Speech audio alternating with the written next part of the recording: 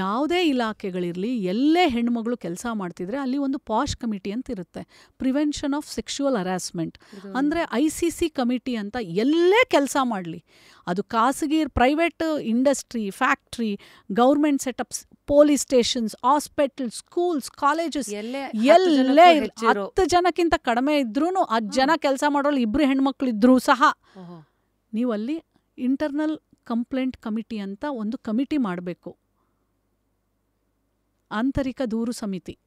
ಅದರಲ್ಲಿ ಹೆಣ್ಣು ಮಗಳೇ ಅಧ್ಯಕ್ಷೆ ಆಗಿರ್ತಾಳೆ, ಒಬ್ಳು ಲಾಯರ್ ಇರ್ತಾಳೆ, ಒಬ್ಬರು ಹೊರಗಡೆ ಹೋರಾಟಗಾರರು ಇರ್ತಾಳೆ. ಯಾಕಂದರೆ ನೀವೇ ಬಯಾಸ್ ಆಗಿಬಿಟ್ರೆ ನೀವು ಇವನ ಪರನೇ ಇರಬೇಕು, ಆ ಹೆಣ್ಮಗಳ ಪರ ಇರಲ್ಲ, ನೀವೆಲ್ಲ ಒಂದಾಗ್ಬಿಟ್ರೆ ಹಾಗಂತ ಆ ಥರ ಒಂದು ಸುಪ್ರೀಂ ಕೋರ್ಟ್ ವರ್ಡಿಕ್ಟೇ ಇದೆ, ನೀವು ಯಾವ ಥರ ಕಮಿಟಿ ಮಾಡಬೇಕು ಅಂಥೇಳಿ. ಅಲ್ಲಿ ಅವರು ಆವಾಗ ಇಡ್ತಾರೆ, ಆ ಕಮಿಟಿಯನ್ನು ಇಟ್ಟು ಯಾರು ಸರಿ ಯಾರು ತಪ್ಪು, ಆ ಹೆಣ್ಮಗಳು ಕಮಿಷನ್ಗೆ ಕಳಿಸಿದಾಳೆ, ಅದೆಲ್ಲ ಆಗಿ ಆ ರಿಪೋರ್ಟ್ ನಮಗೆ ಕಳಿಸ್ಬೇಕು. ಸೊ ಕೆಲವೊಂದು ಕಡೆ ಅಲ್ಲೇ ಸಾಲ್ವ್ ಆಗಿಬಿಡುತ್ತೆ, ಅವ್ರಿಗೆ ವಾರ್ನ್ ಮಾಡ್ತಾರೆ. ಕೆಲವೊಂದು ಕಡೆ ಆ ಹೆಣ್ಮಗಳು ನನಗಿಲ್ಲ ಆಗಲ್ಲ, ಸರ್ಕಾರ ವ್ಯವಸ್ಥೆಯಲ್ಲಿದ್ದರೆ ಬೇರೆ ಕಡೆ ಅವಳು ಟ್ರಾನ್ಸ್ಫರು ತೊಗೋಬೋದು. ಎಸ್, ಅದೆಲ್ಲ ಅವಕಾಶ ಇದೆ ಸರ್ಕಾರದಲ್ಲಿ. ಇಲ್ಲೊಂದು ಚಿಕ್ಕ ಇದು, ಜನಗಳ ಸತ್ಯ ಅಸತ್ಯತೆಗಳನ್ನು ಹೇಗೆ ಅಳಿತೀರ? ಯಾಕಂದರೆ ಇವತ್ತು ಮೀಟು ಮೂಮೆಂಟ್ ಅಂತ ನಿಮಗೆ ಗೊತ್ತಿರಬೇಕು, ಅದು ಶುರು ಆಗಿದ್ದು ಎಲ್ಲಿಂದಲೋ, ಆಮೇಲೆ ಅದರ ದುರ್ಬಳಕೆ ಆಗಿದ್ದು ಇದೆ. ಸೊ ನಿಮಗೂ ಅದು ತಟ್ಟಿರಬಹುದಾ? ಅಂದರೆ ಆಗ ನಾನು ಹೇಳ್ತೀನಿ ಕೇಳಿ, ನೀವು ಇವಾಗ ನಾವು ಒಂದು ಹೆಣ್ಮಗಳು ನನಗೆ ಫೋನ್ ಮಾಡಿದ್ಲು, ಮೇಡಮ್ ನನಗೆ ಕರೆದುಬಿಟ್ಟು ನಿನ್ನ ಬಾಲ ಕತ್ತರಿಸ್ತೀನಿ, ನಿನಗೆ ಎಲ್ಲಿ ಕೂಡಿಸ್ಬೇಕು ಅಲ್ಲಿ ಕೂಡಿಸ್ತೀನಿ ಅಂತ ಒಬ್ಬಳು ಡಾಕ್ಟ್ರು, ಅವಳು ಗೈನಕಾಲಜಿಸ್ಟು, ಅವರ ಹೆಡ್ ಅಂದರೆ ಅವರ ಸೀನಿಯರ್ ಆಫೀಸರು, ಸೀನಿಯರ್ ಮ್ಯಾನ್, ಈ ಥರ ಎಲ್ಲ ಎಲ್ಲರ ಮುಂದೆ ಬೈತಾರೆ. ಸೊ ಅವಾಗ ಅವರು ನನಗೆ, ಮೇಡಮ್ ನನಗೆ ಹೀಗೆಲ್ಲ ಹರಾಸ್ಮೆಂಟ್ ಮಾಡ್ತಾರೆ ಅಂತ. ನಾವಿವತ್ತು ಸೀದಾ ಅವರು ಯಾರು ಡೀನ್ ಇರ್ತಾರೆ, director, head of the institution, ಅವ್ರಿಗೆ ಬರೆದಿದ್ದೀವಿ, ಕರೆದು ಮಾತಾಡಿ ಇದು ಏನಿದೆ ಅದನ್ನು ಸಾಲ್ವ್ ಮಾಡಬೇಕು ಅಂತ. ಸೊ ಕೆಲವೊಂದು ಸಲ ಏನಾಗುತ್ತೆ, ಸರ್ಕಾರಿ ಇದರಲ್ಲಿ ಅಥವಾ ಪ್ರೈವೇಟಲ್ಲಿ ಪಾಪ ಬಂದು ಕಂಪ್ಲೇಂಟ್ ಮಾಡಿದ್ಮೇಲೆ, ಪ್ರೈವೇಟಲ್ಲಂತೂ ಸಖತ್ ಕಷ್ಟ, ತೆಗೆದೇ ಹಾಕ್ಬಿಡ್ತಾರೆ. ಬೇರೆ ಯಾವುದ್ರಲ್ಲೋ ನಿನ್ನನ್ನು ಕೂಡಿಸ್ಬಿಟ್ಟು ನಿನ್ನನ್ನು ಇದು ಮಾಡಿ ತೆಗೆದಾಕ್ಬಿಡ್ತಾರೆ. ತುಂಬ ಕಷ್ಟಪಡ್ತಾರೆ ಹೆಣ್ಮಕ್ಳು. ಸರ್ಕಾರದಲ್ಲಿರೋರು ಎಷ್ಟೋ ಸಲ ಈ ಥರ ಹೋರಾಟ ಮಾಡ್ಬೇಕಾದ್ರೆ ತುಂಬ ಕಷ್ಟಪಡ್ತಾರೆ.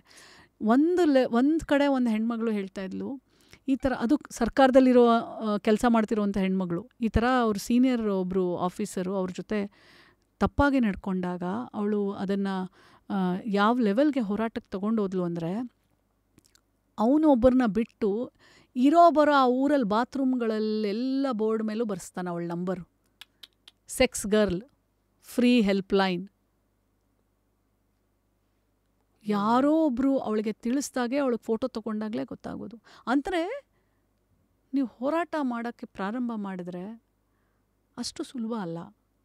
ಮೀಟು ಮೂಮೆಂಟು ಇಷ್ಟೇ, ಆದರೆ ನಿಮ್ಮ ಧೈರ್ಯ, ಆತ್ಮಸ್ಥೈರ್ಯ.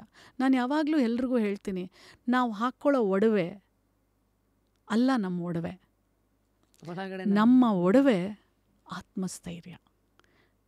ಎಲ್ಲವನ್ನು ಹೆದರದೆ, ಎಲ್ಲವನ್ನು ಹೆದರಿಸುವಂಥ ಶಕ್ತಿ ಇದೆಯಲ್ಲ ನಿಮ್ಮಲ್ಲಿ, ಅದೇ ನಿಮ್ಮ ದೊಡ್ಡ ಒಡವೆ. ಎಸ್ಪೆಷಲಿ ಹೆಣ್ಣು ಮಗಳಿಗೆ, ಮಹಿಳೆಗೆ ಆ ಆತ್ಮಸ್ಥೈರ್ಯ ಅನ್ನೋ ಒಂದು ದೊಡ್ಡ ಒಡವೆಯನ್ನು ನೀವು ಉಟ್ರೆ ಹೇಗೆ ಉಡೋದು? ಯಾಕೆಂದರೆ ಕೆಲವು ಸತಿ ನನ್ನನ್ನು ಕೇಳ್ತಾರೆ, ನೀವು ಹೆಂಗೆ ಇಷ್ಟೊಂದು ಧೈರ್ಯ, ನೀವು ಇಷ್ಟೊಂದು ಕಷ್ಟಪಟ್ಟಿದ್ದೀರಾ, ನಿಮಗೆಲ್ಲ ಆಗತ್ತಲ್ಲ ಅಂತ. ಬಟ್ ನನಗೇನು ಅನ್ಸುತ್ತೆ ಅಂದರೆ, ನಮ್ಮ ಮನೆಯಲ್ಲಿ ಅಮ್ಮನೂ ತುಂಬ ಕಷ್ಟಪಟ್ಟಿದ್ದನ್ನು ನೋಡಿದಾಗ ನನಗೆ ಅದೇ ನಾರ್ಮಲ್ ಆಗೋಯ್ತು. ನೀವು ಒಂದು ಚಿಕ್ಕ ಉದಾಹರಣೆ ಕೊಡೋದಾರೆ, ನೆನ್ನೆ ಅರ್ಬನ್ ಕಂಪ್ನಿ ಹುಡುಗಿ ನಮ್ಮ ಮನೆಗೆ ಬಂದಿದ್ಲು ವ್ಯಾಕ್ಸಿಂಗ್ ಮಾಡೋಕ್ಕೆ, ಮುಗಿಸ್ಕೊಂಡ್ಲು ಹೋದ್ಲು. ಆಮೇಲೆ ಸಡನ್ನಾಗಿ ಇಲ್ಲಿ ಬೆಲ್ ಹೊಡಿತಾ ಇದ್ದಾಳೆ. ಯಾಕೆ? ಬೈಕ್ ಕೀ ಕಳ್ಕೊಂಬಿಟ್ಟಿದ್ದಾಳೆ, ಮನೇಲೆಲ್ಲೋ ಬಿಟ್ಟಿದ್ದಾಳ, ಅರ್ಧ ಗಂಟೆ ಹುಡುಕಾಡಿದ್ದಾಳೆ, ಕೊನೆಗೆ ಸಿಕ್ಕಿಲ್ಲ. ಅದು ಇಮಿಡಿಯೇಟ್ ರಿಯಾಕ್ಷನ್ ಏನು, ಅವಳಿಗೆ ಏನು ಮಾಡಬೇಕು ತೋಚದೆ ಅಳಕ್ಕೆ ಸ್ಟಾರ್ಟ್ ಮಾಡಿಬಿಟ್ಟಿದ್ದಾಳೆ ನಮ್ಮ ಮುಂದೆ. ಅಂದರೆ ನಾನು ಏನಕ್ಕೆ ಉದಾಹರಣೆ ಕೊಡ್ತೀವಿ ಅಂದರೆ, ನಾವಿಲ್ಲಿ ಆತ್ಮಸ್ಥೈರ್ಯ, ಧೈರ್ಯ ಮಾಡಬೇಕು ಅನ್ನೋದು ಮಾತಾಡಿದಾಗ ಕೆಲವು ಸತಿ ಅವ್ರಿಗೆ ಚಿಕ್ಕ ಚಿಕ್ಕ ವಿಚಾರನೇ, ಅಯ್ಯೋ ಅಷ್ಟೇ ಇನ್ನು ಪ್ರಪಂಚ ಮುಗ್ದೋಯ್ತು, ಮುಂದೆ ಏನು ಮಾಡಬೇಕು ಗೊತ್ತಾಗಲ್ಲ ಅನ್ನೋ ಆ ಅಸಹಾಯಕತೆ ಅವ್ರ ಮೇಲೆ ಅವ್ರು ಎಳ್ಕೊಳ್ಳೋದ, ಅಥವಾ ಈ ಥರ ಘಟನೆಗಳು ಅವರನ್ನು ಇನ್ನೂ ಗಟ್ಟಿ ಮಾಡ್ತಾ ಇದೆಯಾ? ಹಂತ ಹಂತವಾಗಿ ಅವಳು ಬೆಳೀತಾ ಹೋಗ್ತಾಳೆ. ನಮಗೆ ಇವಾಗ ಪ್ರತಿ ಹಂತದಲ್ಲಿ ನಮಗೆ ಅದು ಒಂದು ಚಾಲೆಂಜೇ. ಇವಾಗ ನಾವು ಇವಾಗ ಅದು ನೀವು ಮುಂದೆ ಬಂದು ನೀವು ನೋಡಿ, ನಾನು ಡೆಲ್ಲಿಲಿ ಒಂದು ಎಲೆಕ್ಷನ್ ಫೈಟ್ ಮಾಡಿದ್ದೆ. ನಾನು dental council of India member ಆಗಿದ್ದೆ ಇದಕ್ಕೆ ಮುಂಚೆ. ಅಲ್ಲಿ ಸಿ ಎಲೆಕ್ಷನ್ಸ್ ಅಂತ ಆಗುತ್ತೆ. ಫಸ್ಟ್ ಟೈಮ್ ನಾನು ಎಲೆಕ್ಷನ್ಗೆ ನಿಂತಿದ್ದಲ್ಲಿ ನಾನು ಸೋತೋದೆ 2 ಓಟಲ್ಲಿ. ಸೋತಾಗ ನನಗಾದಂಥ ಆ ನೋವು, ಆ ಹಿಂದಿನ ರಾತ್ರಿ ನಡೆದಂಥ, ನನ್ನ ಹತ್ರ ಆ ಎಲೆಕ್ಷನ್ ಮಾಡೋ ಅಷ್ಟು ಶಕ್ತಿ ಇಲ್ಲದೆ ಹೋದ್ರೂ ನನ್ನ ಒಂದು ಐಡೆಂಟಿಟಿನೇ ಬೇರೆ ಇತ್ತಲ್ಲಿ. ನಾನು ಸೋತ್ರೂ ಸಹ ಅದನ್ನು ನಾನು ಇವತ್ತು ಸೋಲು ಅಂತ ತಗೊಳ್ಳೋದಿಲ್ಲ. ಅವತ್ತಿಗೆ ನನಗದು ಭಾಳ ಕಷ್ಟ ಅನ್ನಿಸ್ತಿತ್ತು. ಆದರೆ ಇವತ್ತು ಆ ಸೋಲು ಅನ್ನೋ ಪಾಠ, ಆ ಎಲೆಕ್ಷನ್ಗೆ ನಿಂತಾಗ ನನ್ನ ಹೋರಾಟ, ಅದು ನನಗಿವತ್ತು ಒಂದು ಒಡವೆ, ನಾನು ಧರಿಸಿರೋ ಅಂಥ ಒಂದು ಒಡವೆ ಅದು.